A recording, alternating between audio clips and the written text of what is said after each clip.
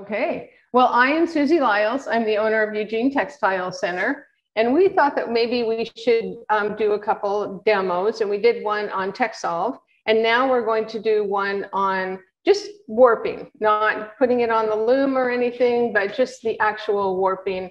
I'm going to use 3 different pieces of equipment to warp. I'm going to use warping pegs, and then we'll do the warping board. Then we'll do a table reel and a floor reel. Okay, so the first thing I'm going to do is do a quick warp. It won't be a full warp, but at least I can show you what we're doing. So for the people who maybe don't have a warping board or just need to make a warp and either a small warp, or you can actually make a really long warp this way. You can actually get your steps in if you make a really long warp. But today we're going to make a warp for a scarf. I'm using a bumpy yarn. And so I'm going to start down here. And this warp is about, it's 78 inches long. So that's good for a scarf. And so this is the cross. The cross of a warp is the most important part of the warp because it will tell you what thread is first and what thread is second.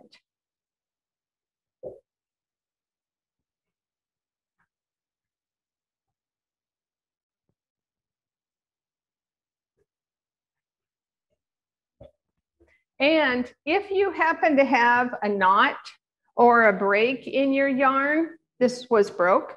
So you do not want to have that knot in the middle of your warp because then you'll have it in the middle of your scarf. So if I had a knot right here, I would take it all the way back to here and start again back here. Just tie it on here. And then I'm just going to keep on going because we do not want any knots in this warp, if at all possible. There is going to be a time where you might, and we will address that a little bit later in our Zoom class. So this is, I could be doing this for probably an hour, but you totally don't want to watch me go back and forth and back and forth. So I'm going to pretend that I am done with this here. And then what we'll do is what we need to do if we have a full warp, we're going to be tying ties. So I would tie a tie on all sides of my cross. And people do this all differently. I just do a little loose tie. Some people do a bow tie. Some people use other things to do their ties. So I'm just going to do a tie like this, all 4 sides of the cross. Now, if you're very confident and don't want to do your 4 ties, then you would go ahead and just a moment, I'll show you. Okay, I have my 4 ties here. So this is going to tell me when I get it on the loom or get ready to thread. Here is my cross, and I have all 4 ties. So I would put my lee sticks in here, or however I'm warping. And then the other most important part of a warp is that choke tie. Now, what does choke mean? Oh, choke means very tight, very tight. So I'm going to go around here. I'm going to make this really tight because we do not want one thread to be able to slide through that choke.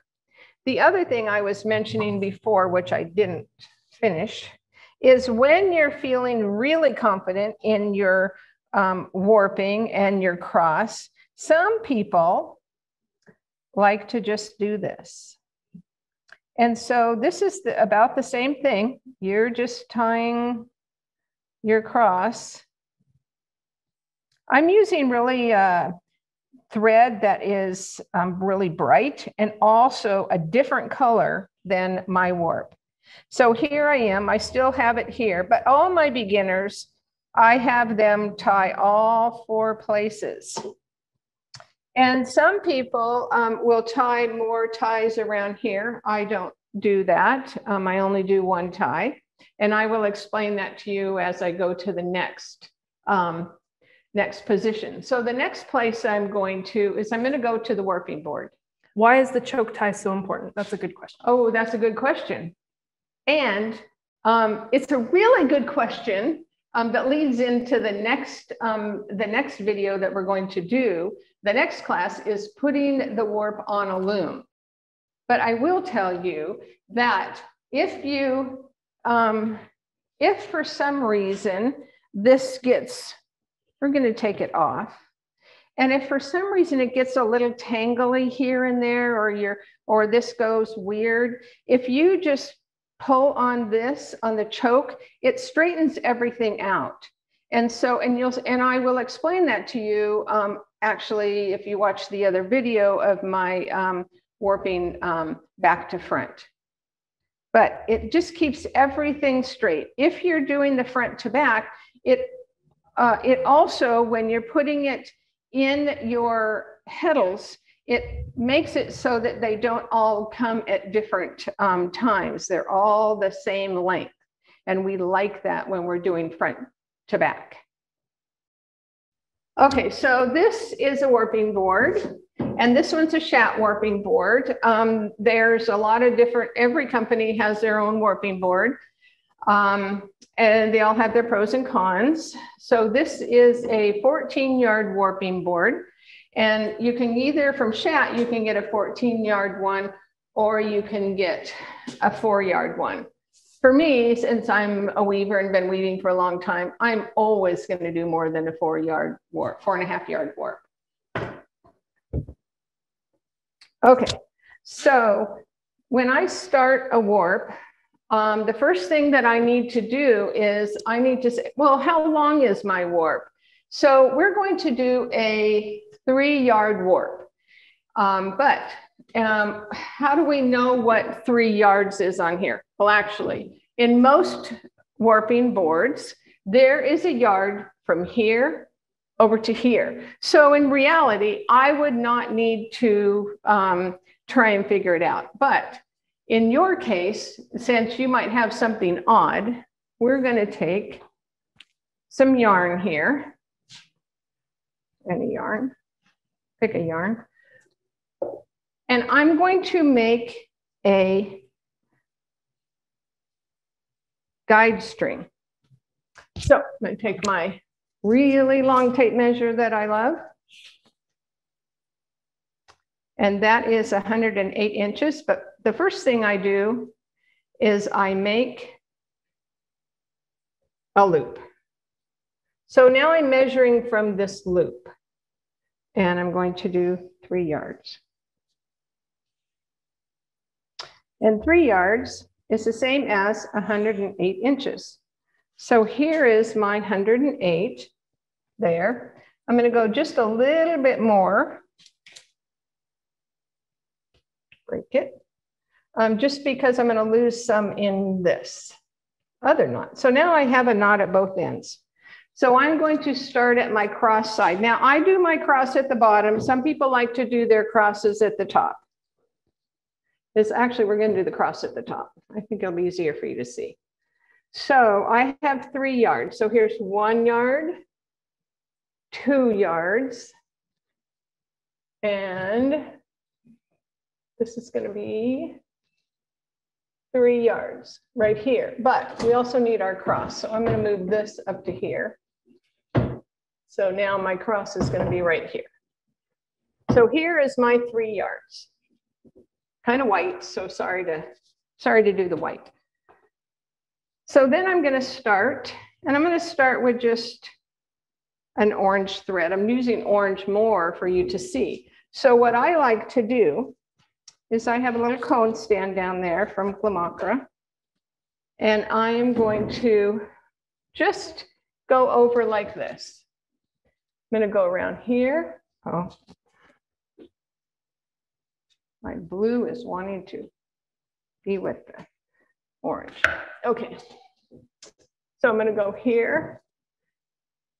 Here's my cross. I like my cross right here. Some people will put their cross right there, which is okay too. I like it a little further back. And in reality, all I'm doing is making my arm go over this way. Up. I'm actually doing the opposite that I normally do. Okay. And then like this. And I'm just doing a little, I have to do this. That's kind of weird. I just kind of rock my body. Okay, so someone else had a question. Why do you like the warp farther back? Okay, because of the loom. When I am putting it on the back, I am a back to fronter most of the time, not always, but most of the time. So I like to have this space here. And in reality, it can move. See, your cross can move to wherever it is. But if it's right here, there is not much space here to put your stick for your back to front. And also, if you're threading if you thread your reed first because you're a front to backer, this is not very much room either. So I'd like to have my hands like this to be able to thread my reed. So that's why I have more room there. And somebody else had a question about the height of your warping board. Isn't it a little high? It is a little high. So that can be fixed really easy. In my world, only in my world, that is actually better for me. You want to be comfortable in everything that you do in weaving, whether you're threading, whether you're warping, you just want to be comfortable. Now, what you also want to watch for, a couple of things you want to watch for, is if you go like this and like this, so there's you don't like that thing there, but there's a mistake here, or it's up like this. Let's say I forgot to put it and it's up here. So all I really need to do is flip it and then it goes back into place. What if you notice much later? If I notice it much later? Because if you notice it right away, you're not that sad. Okay, we're going to notice it later because that's pretty important if you notice it later. So I'm just going to go a couple times and go, oh my gosh, I made a mistake. So let's go back. What you need to do first is you need to find its partner. So its partner is right here. So I'm going to go here and then I'm going to take this and I'm going to, is that right? Nope. I'm going to take this and flip it down here. It has to go underneath these because it needs to go in the right place. So there it is right there. If you don't, you end up with a loop that is going from over here to the front. You don't want to do that. Okay, so that's the basics of one color. Now, what if you wanted to do two colors at once? So I like to warp, anytime I can warp more than one thread at a time, I am a happy camper. So I picked another color just so that we could see two different colors. And so now, it was really raining up there. Now I'm going to go and I'm holding them like this, so they're being held. I'm going to go over. Here I am here.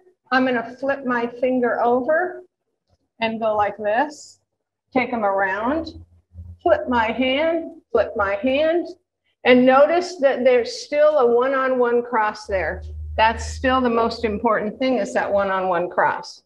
And we'll do that again. And we're going to do it a bunch of times. So we're going to go like this. Blues on the bottom, blues on the top, goes around, blues on the top, blues on the bottom. So all I'm doing is going like this to my hand.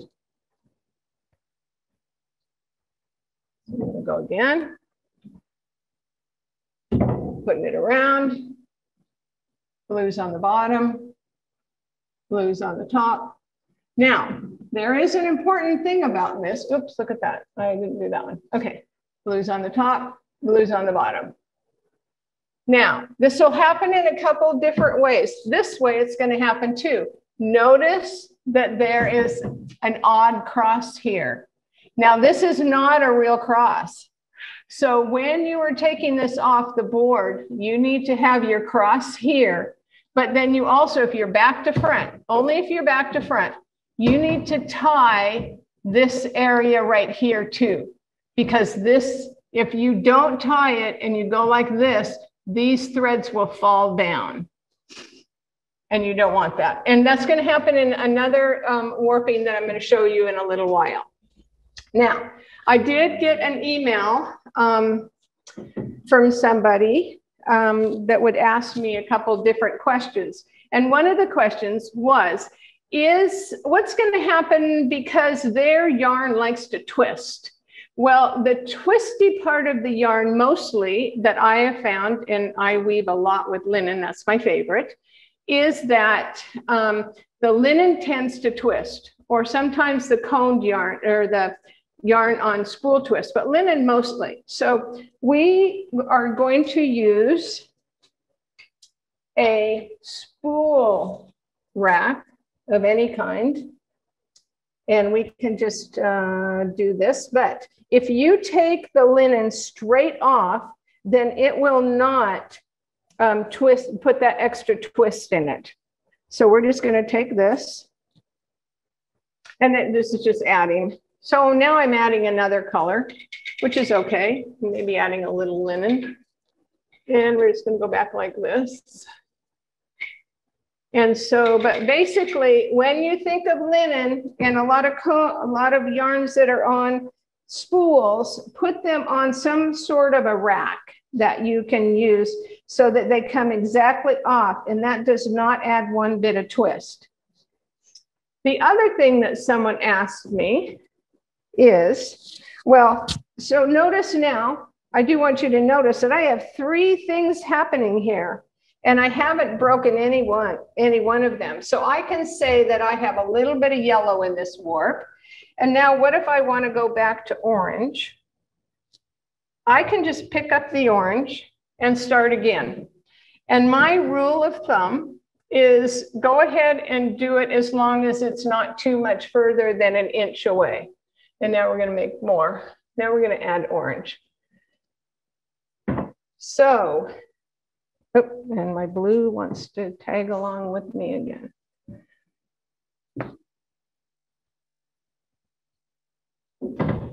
Okay. Now, the other question, another question that I had was, what if I have ribbon? I don't want my ribbon to actually to twist. And that's an important thing too. So a lot of ribbons will come on. This definitely doesn't go with this color scheme. So I'm going to do the ribbon, and it's coming off the spool. Let me go down. Notice it's coming off the spool, and it's not going to be twisting, because what I'm doing is I'm just going like this and like this, this. And there might be a little twist to it, but not much. I mean, sometimes on the spool, they have their twist. But right here, it's staying pretty darn flat because I'm just making it go like this. And it's flat like this. And it's flat, go over. And so it makes it not twist as much. Now, I've done lots of warps where I put ribbon in and I don't even care whether it twists because it's just an accent. If I have a whiter ribbon, then I would definitely want it to be pretty straight. And we've done some whiter ribbons in whiter silk ribbons in some of the scarves that we've done. So, this is basically what I do on the warping board. And so when the other thing that we'll talk about in the next piece is about counting. How do I count? How do I count how many threads I have, and when do I count? One question, back to front versus front to back. What are you talking about? Oh, well, if you're on a loom, and so you have your warp and you're taking it to your loom. If you put it in a rattle and put it on lace sticks and wind the warp onto the back beam first, that's called back to front. That means you're putting it onto the back, and then you're threading the heddles, and then you're threading the reed. The front to back is when you take it off of here, you thread it in your reed first, then you thread it in the heddles, then you tie it onto the back, and then you wind it on.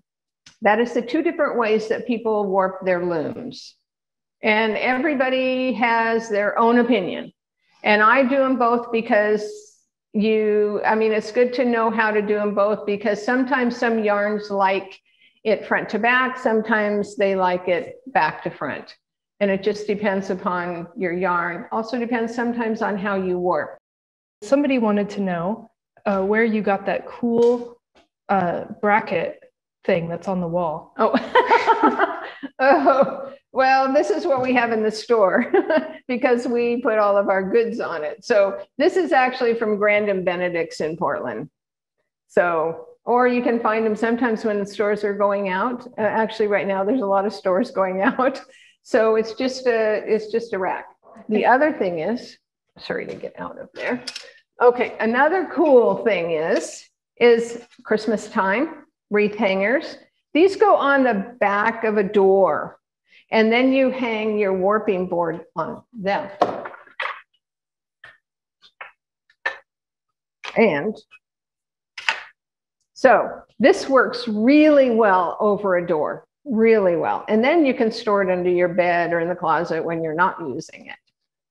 Another question is, what if your yarn isn't on a spool? What would you do there?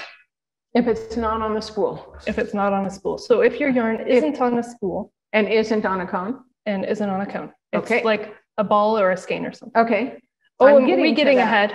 I'm getting to that. So we can just get to it. We'll just skip right over to it. Because we're actually changing colors, and this is going to be a mixed up warp anyway.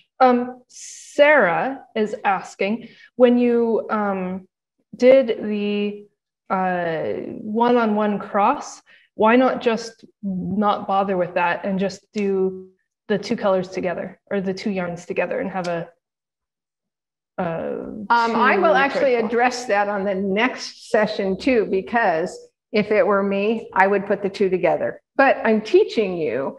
And so I think that if you learn to do the one-on-one cross, then you really know what threads first and really know what threads second. Sometimes, not very often, but sometimes those threads can get tangled.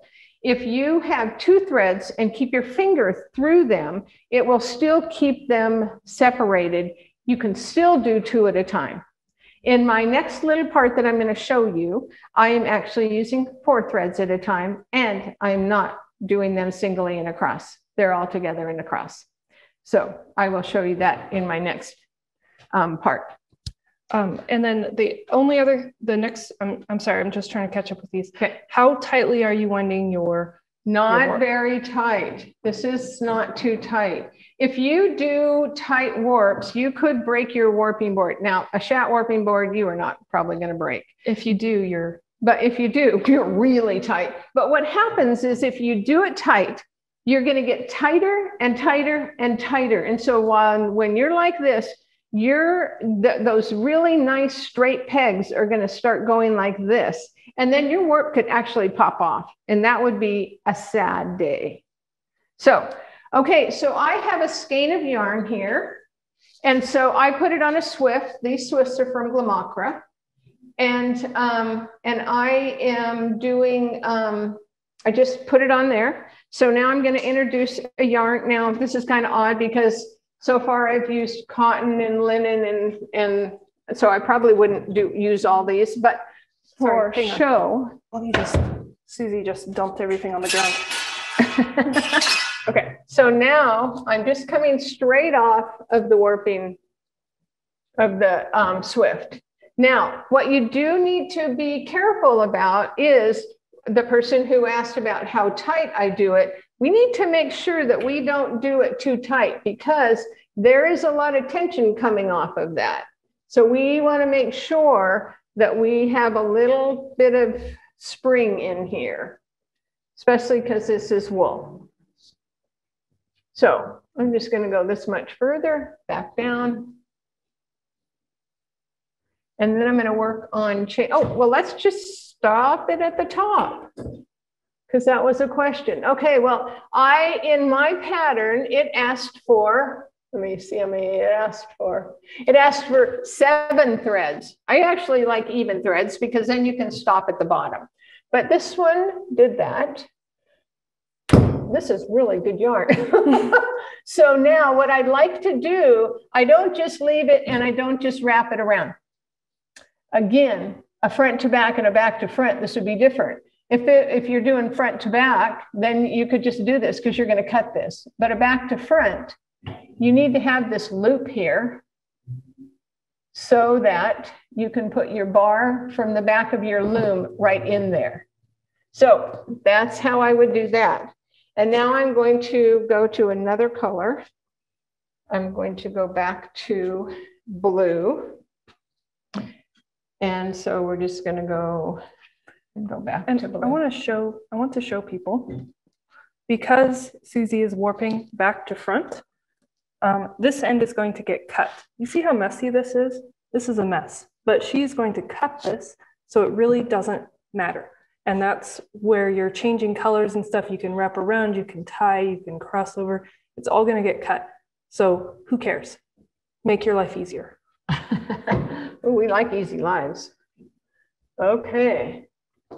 And so now I'm going to go back down. And another thing that I do, I like to do this a lot too. So I'm up here and maybe I don't want that circle there. So what I might do is take my other color that I'm supposed to be starting with. So my next color is going to be yellow. So I'm hoping this will break. Yeah. I'm going to tie my yellow right to that because then it's still a complete circle. So there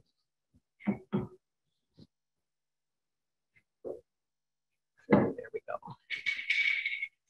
And now I'm doing yellow for a while.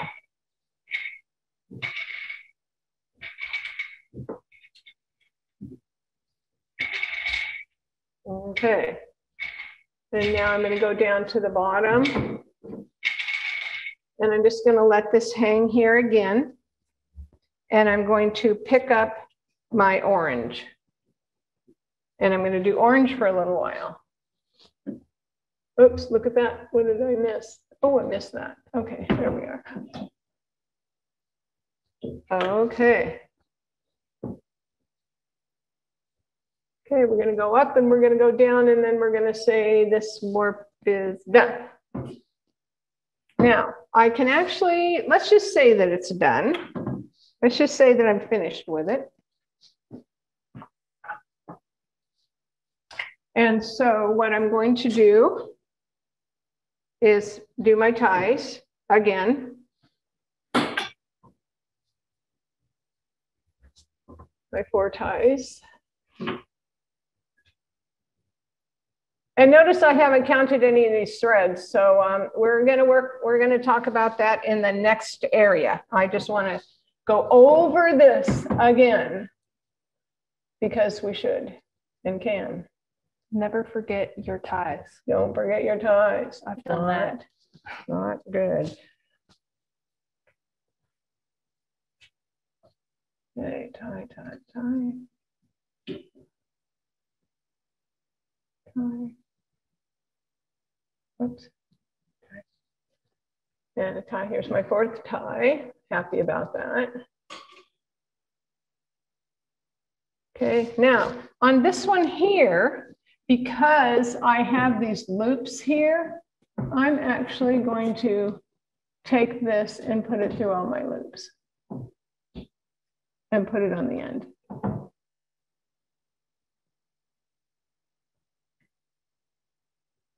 Okay, now the next important thing, hopefully everybody can tell me, my most important thing, usually about a yard back. So I'm actually going to do it right here. This is the choke tie.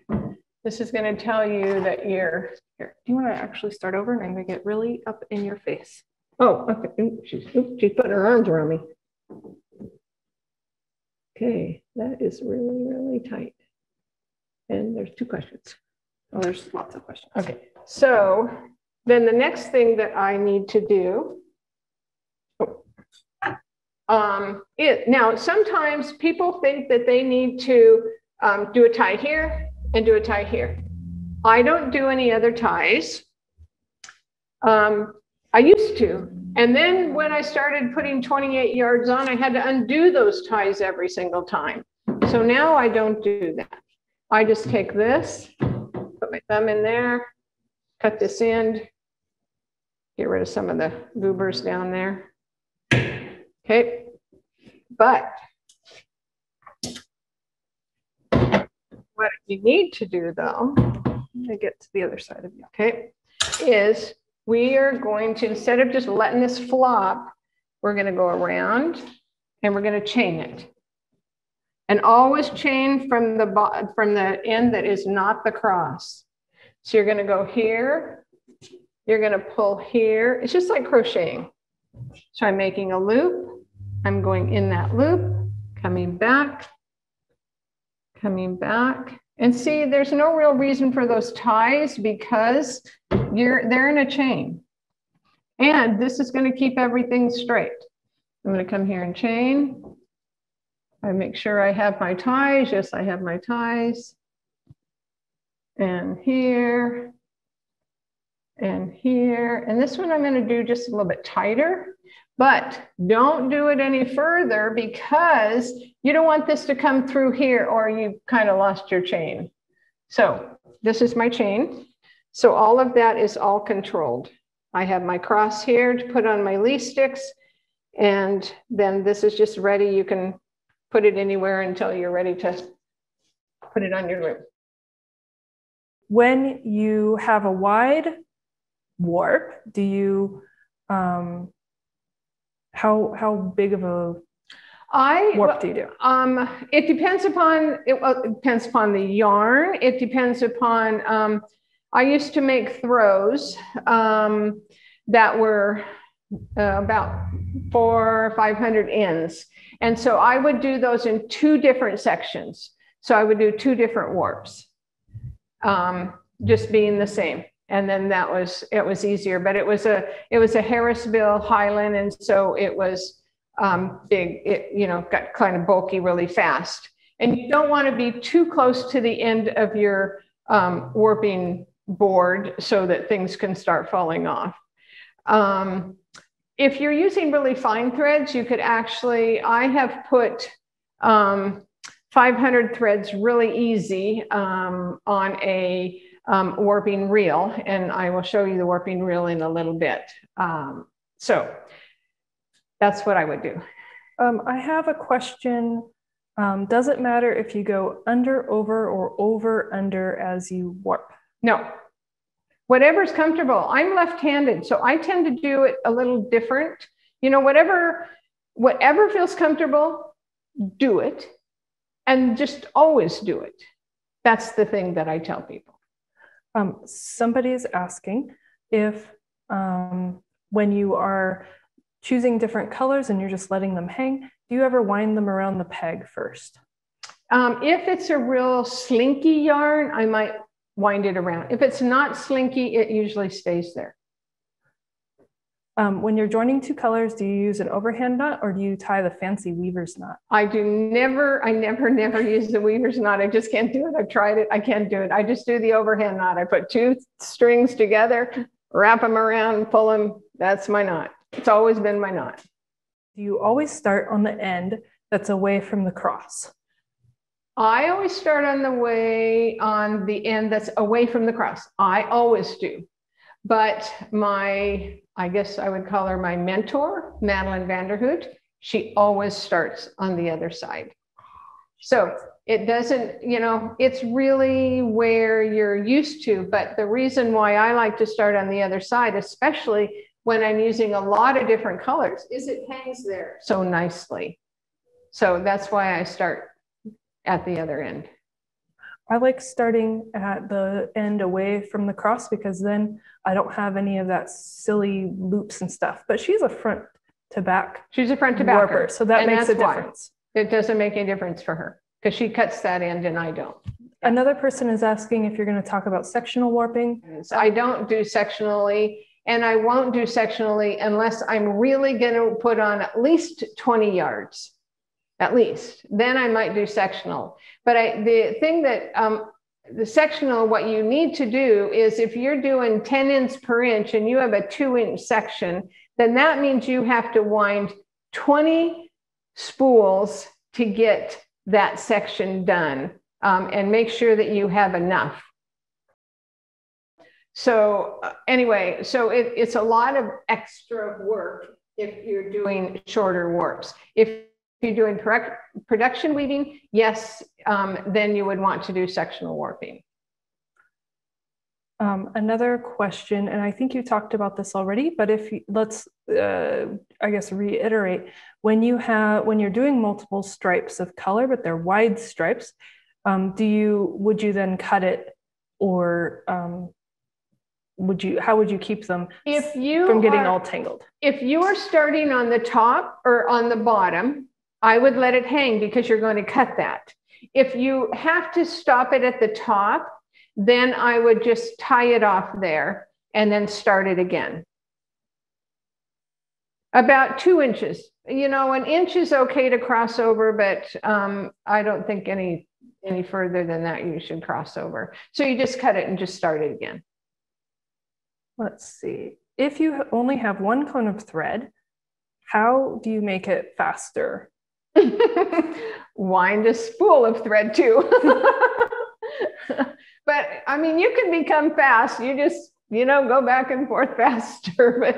But also, the next thing I'm going to do, which I should do right now, it's quarters. Oh yeah, we should. I'm going to move on to the next thing here. I already have my next 2 warps already started so that you can kind of see what I'm doing.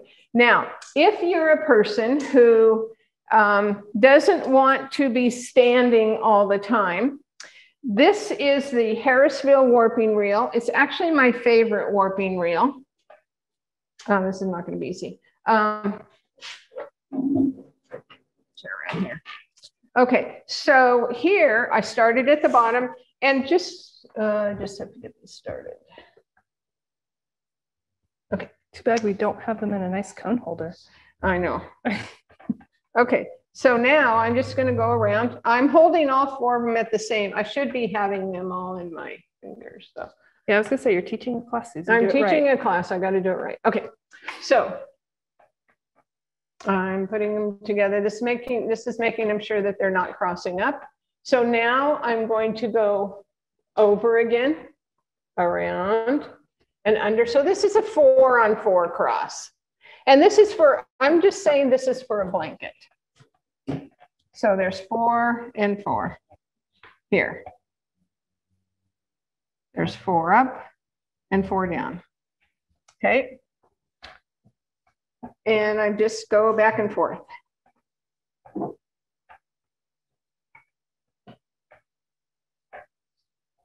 And so what I also do, so now this is what I would do if I was sitting. I'm actually going to stand. So I'm going to put my warping my warping reel up on the table because it's a little more comfortable for me. So I have 4 cones of yarn on the ground.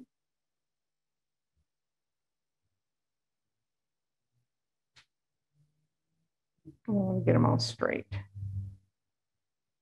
Okay, so I'm going to go around. And so the other thing I wanted to discuss is We have to fix it.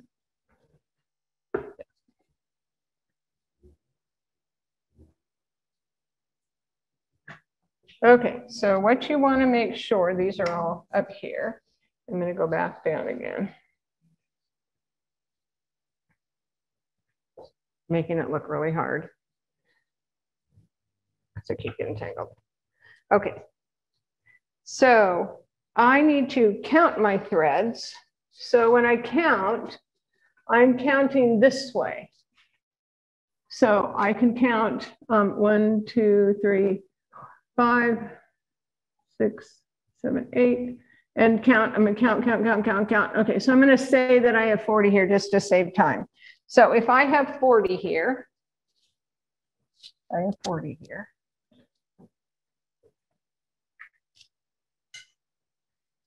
Use up my things, needed counting. I would just put this right here.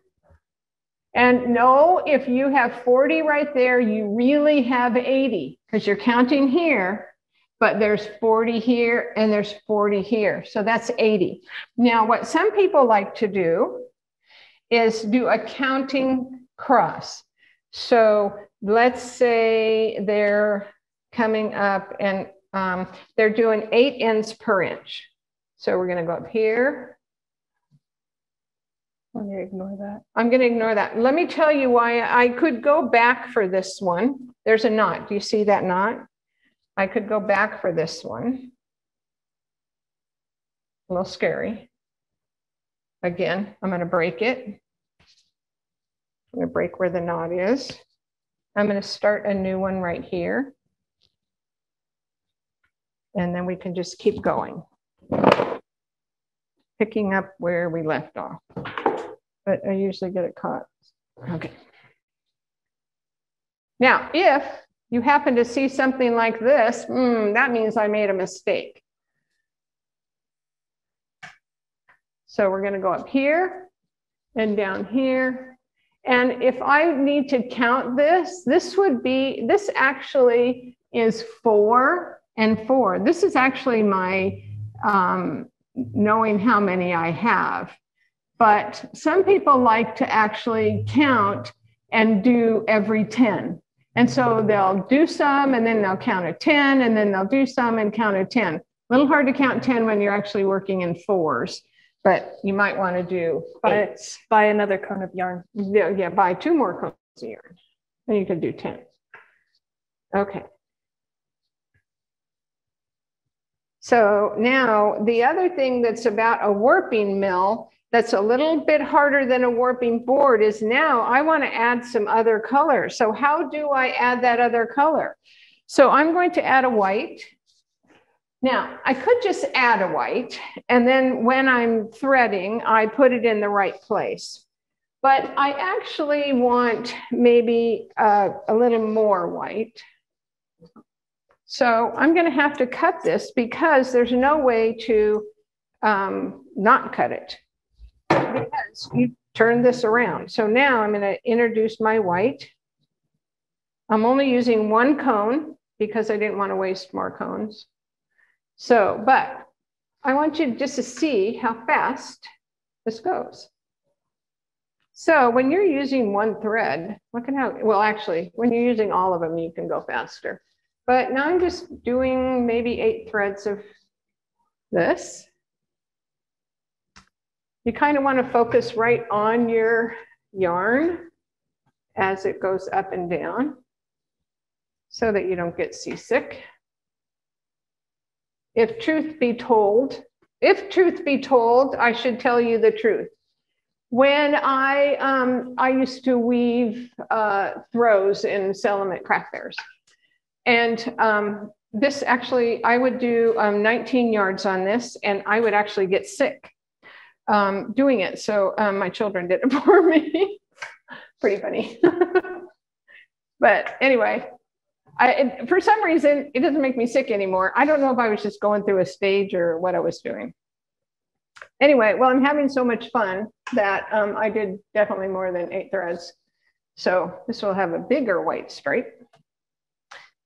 And what I used to do when I did throws, I would have all kinds of different yarns down there. I might have, you know, 5 different colors of Harrisville, and then some, and then I would use some odd yarns, maybe some ribbons and things like that. And then I would make a throw with all kinds of yarns in it. And I would do 8 at a time. And that seemed to work. If you do any more than that, then it's going to kind of get more tangled up. It's a little harder to wind on because they're like that. So again, I'm going to say I'm done with this warp. I'm going to leave it on here because I'm going to actually take the next warp off. So you'll see me taking a big warp off. And so again, here's my cross, tie, tie, tie, tie. This is a nice edge here, so I don't have to tie here. And then I would do maybe, remember, a yard here. This here is about 5.5 yards, this one right here. So, and you could see how fast that was, just going around and around. Oh, but you know what? I'm actually going to change my mind. But I'm going to do it a little different. Because the one thing I love about this, and I'm going to actually show you my other way of doing this, just to make it faster. Remember the other way I said to do this? So again, I'm going to make it look hard. So I'm just going around this right here and making it look really hard. It's only because you're on TV. Okay. Okay, so there's that. What is that important thing? Everybody say it even though we can't hear you. It is the choke tie. And let's okay, do it choke again. Tie. Really nice and slow for everybody. Okay, slow. So here I am going around. And sometimes I'll go around twice because then I can cinch that puppy right up. And notice I have my thread doubled because if I don't, I'll break it. I'm so tight. Okay. Now, the other thing I want to tell you is when you get it on the loom and you want to cut that choke tie, we're not going to do it, but I'm just going to do it for instance. So you have it on your loom, you want to cut it. Do not go into it. Always take it like this and cut like that. Then it just comes apart and you don't have to accidentally cut those. Now, again, I don't do any more ties. You could, if you want to, if you're worried, go ahead, every yard. I mean, that's what other people say. But one thing I love about this warping reel is, see how nice it goes around? Well, if it went around like that and you're trying to take it off, it's just going to flip. So this has a really great break. So I put the brake on and now it does not want to turn. So I'm going to take this here and show them this part. I'm going to pull this off. I'm going to where my thumb is, I'm going to just cut this. There we are. All these little things can be cut off. Okay, now remember, see, if I didn't have that brake, it would just kind of fly right now, but that brake is making it go really slow. I actually have to pull on it. And again, I'm chaining it. So here's my chain.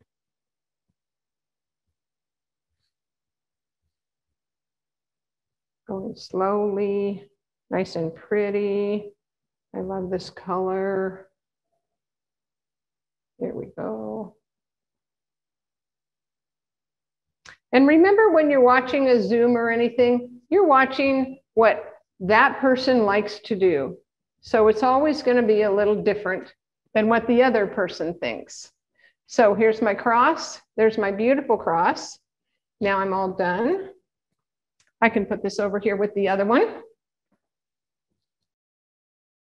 Does the Harrisville reel fold up? Yes, yes. You need to take off, I don't know if you, can you still see me? Mm-hmm. You need to undo these right here. and then it will actually collapse. So it does fold up. This also, no, I have it all tied down. This also can come off of its base. So, but it does fold up, yes.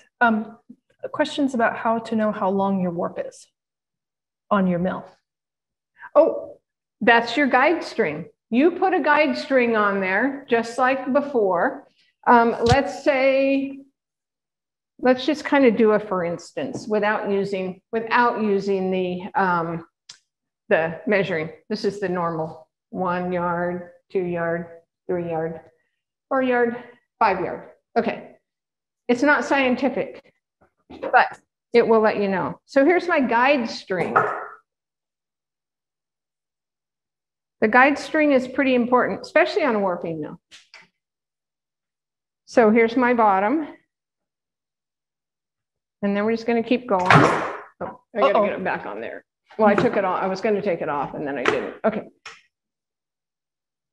So I'm just going to keep going around, seeing where the other end is. And now here's where the other end ended up. So I can do two different things. One is I can change this bottom and put it over to here. So it's there. Yeah. Then I'm going to go around again because I want my cross at the top. So here is my cross. So my cross is going to be right at the top right here. So this was my guide string. This was, we're going to say 5 yards. Would you show just using your hand? I can hold the 4 ends of the yarn and just show them how you were holding it. It's easier just to do it.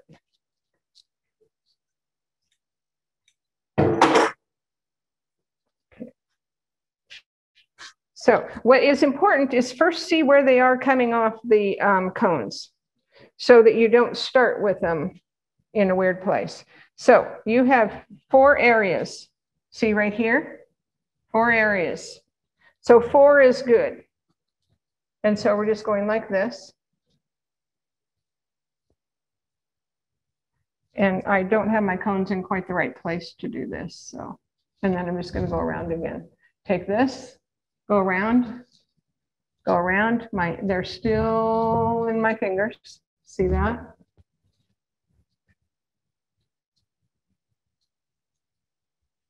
I'm sorry, but I just don't have my reel right where my yarn is supposed to be. I'm standing at the wrong place. And then the other, I think that's totally fine. I think the other question that people had was how you're just kind of laying it on top.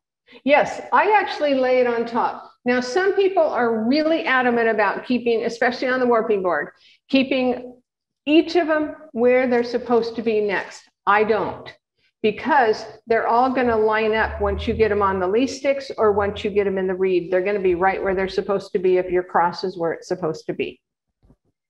So this is a Glamacora floor reel.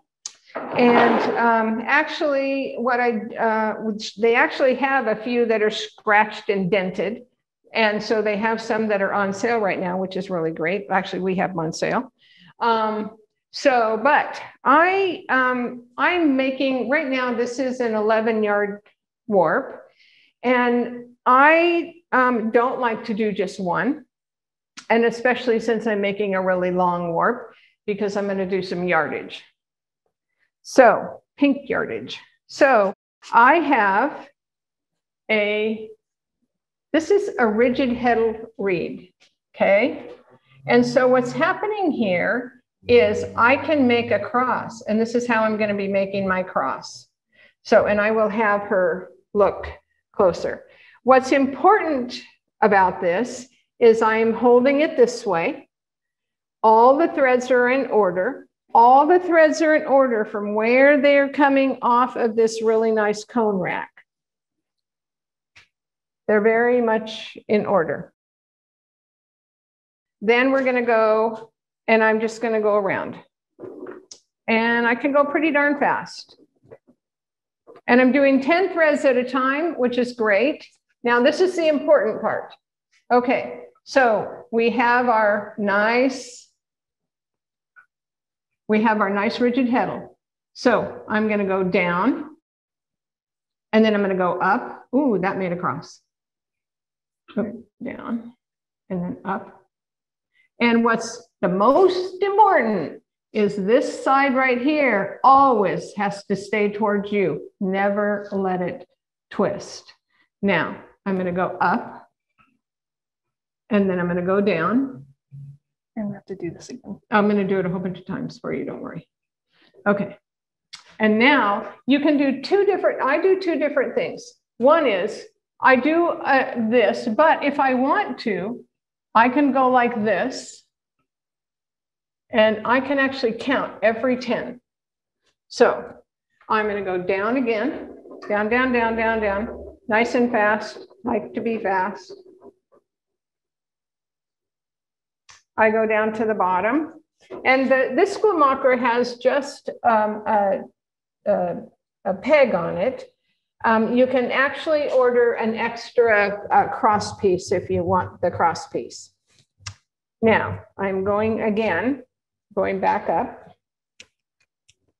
Still never letting that rigid heddle piece work. But look at how nice it is in my hand. I'm going to go, hang on. We're going to go down. We're going to go up. We're going to go around. And at this point, I pull this one up after I do this. See, it's still staying the same. This one is, oh, this one goes. This one goes up. Oh, I'm making it look really hard. It's not hard when I'm really doing it.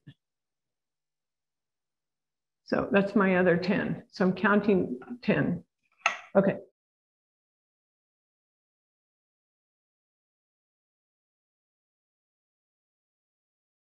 Okay, down and up. Still a one-on-one cross. And these are really fine threads. This is a 10-2 cotton. So it's pretty important on a 10-2 cotton to keep your cross one-on-one. So I'm going to go down here. I'm flipping around again. Again, always keeping that on this side towards me. Always, always, always, always. Going back up. And this, I have a video on YouTube of me doing this as well. So we go down, we go up, we go around. I'm not going to do that again. And down and up. And then we're going again. So this is the warping reel, the floor reel. And I like it. I work up at the Weaver School, and I do all of Madeline's warping. And I warp 28 yards at a time. And so this makes it a lot faster. And I almost always do 10 at a time. So it's nice for her to have that many cones. That's the problem. It takes a lot of cones. So this cone stand here has cones that are, that they have 10 here, but you can actually have 12 in here. And it all pulls them from the top. And somebody wanted to know why you can't, they didn't quite understand why you have to cut the threads before you start the next color. And I think just— Oh, on that one? Or on any warping mill. Oh, well, that's a good question. I want just to have white. Oh, okay, I don't want this anymore, but I'm going to start turning. Uh-oh, they're still stuck. They have to go away. They have to not be here because I can't have them there. So I actually have to cut them because it turns around. So there, all those cones are on the ground. All those cones are on the ground. I would have to make it go with me. I could do that, have a different design, but that's not what the question is. The question is, so let's say I wanted to stop it up here, and now I need to keep going. Uh-oh, look what's happening. Okay, I hope that that's clear. Somebody's wondering if you can change the length of the cross from where the end is to where the cross is, like you can on the warping board. I think that really just depends on the mill that you have. Yeah. It depends upon the mill. No, I could not. I have to have it right here. And this, you turn that, okay. This here again is a false cross. So if I were to cut, or not cut, but if I were to take this off, this thread really is, if I took this off, they're both down. So they would not have this circle here that they have. So I'm going to do this again. So I've come up to the top. I go up. I go down. See that nice cross? I come around here. Remember, never getting this away from you. Then this has to go in the front part now. So I go down and up. It's harder when I'm showing you and going slow. And now I'm going back, but now this is in front of me. So I usually have my hand just like this. So it comes across here and comes back down. I think that was good. Okay. And it's just a little awkward because I have to be right where her eyes are. And that is a little bit tougher. Okay. I'm hoping I'm getting all of your questions answered on this. And remember, we'll have a couple other videos getting from a warping board, having a warp already and putting it on the loom, because we thought that would be the next good step. Even though you might have been weaving for a really long time, there are just sometimes little jewel things that you hear in what people are telling you that you say, oh, I didn't know that. That will make my life a little easier, whether it's warping, whether it's putting something on the loom.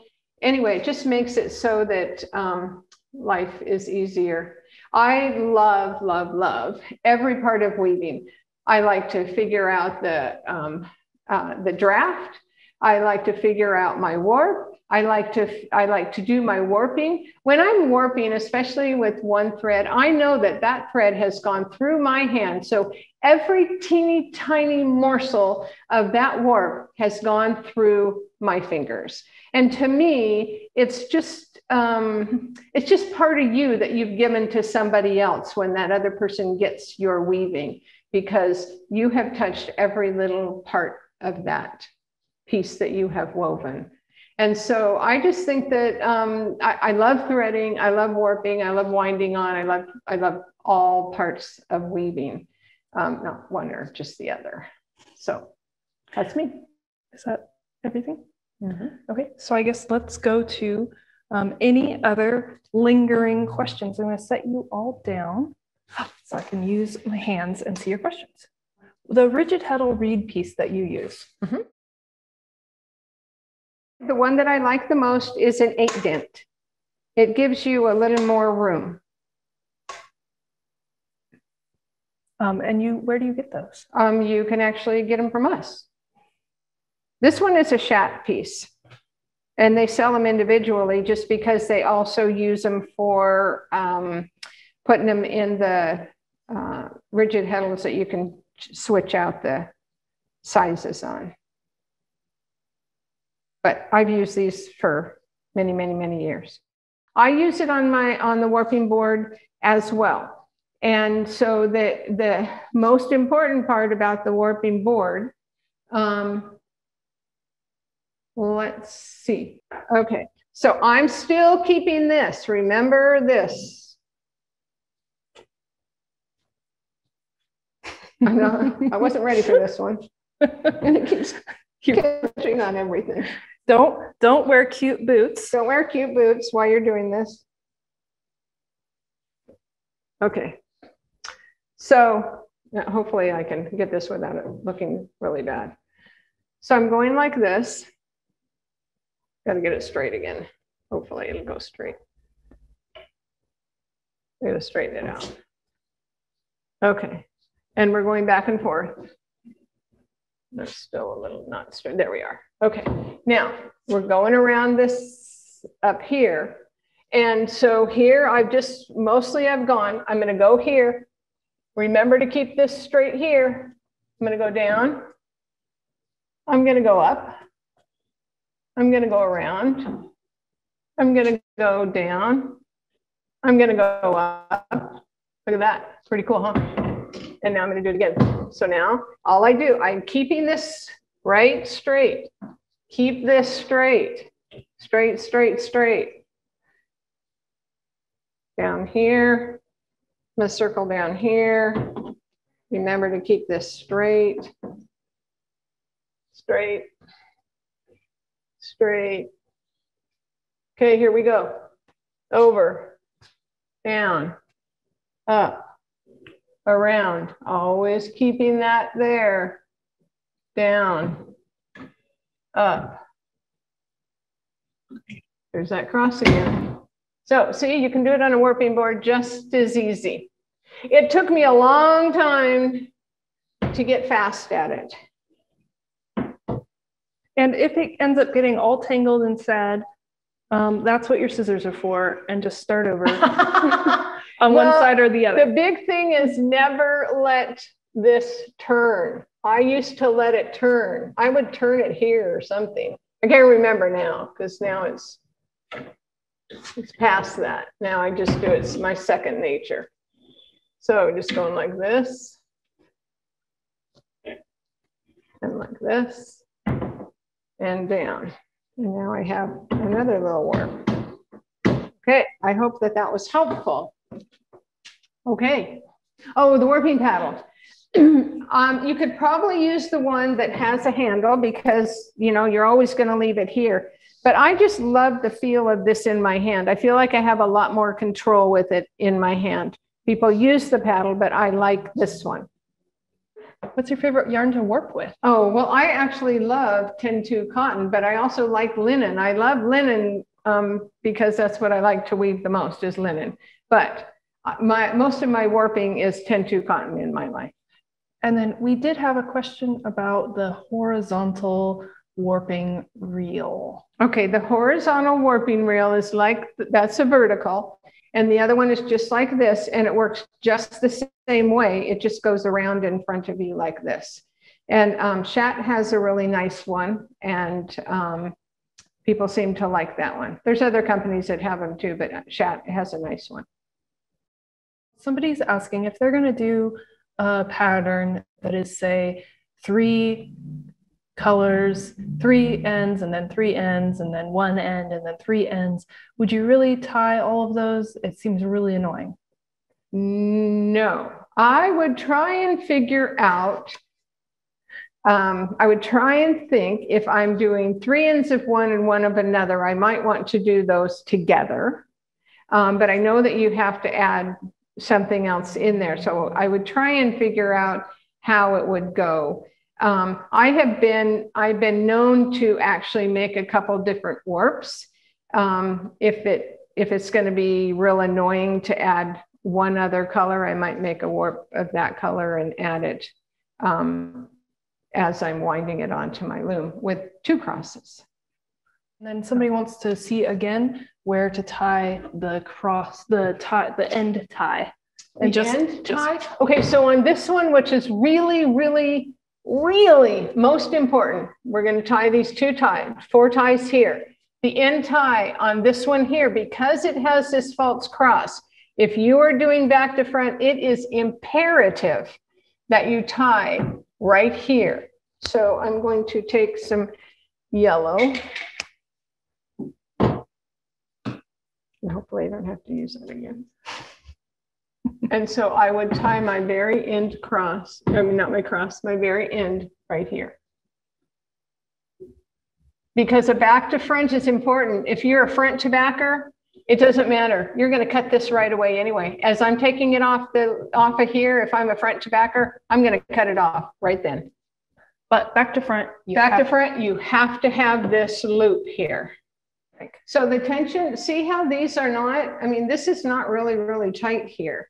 So you don't want it to be really tight. And as you're warping, you always want to push your warp. Keep pushing it towards the back. Keep pushing. So that all of your, you can get more on that way, but then also you it's better for your warping board to keep pushing it back. Thank you so much. We really appreciate you joining us. I think it's been fun, and we'll look forward to doing more of these. And thank you to Susanna. Okay, thank you. Bye. Bye, everybody.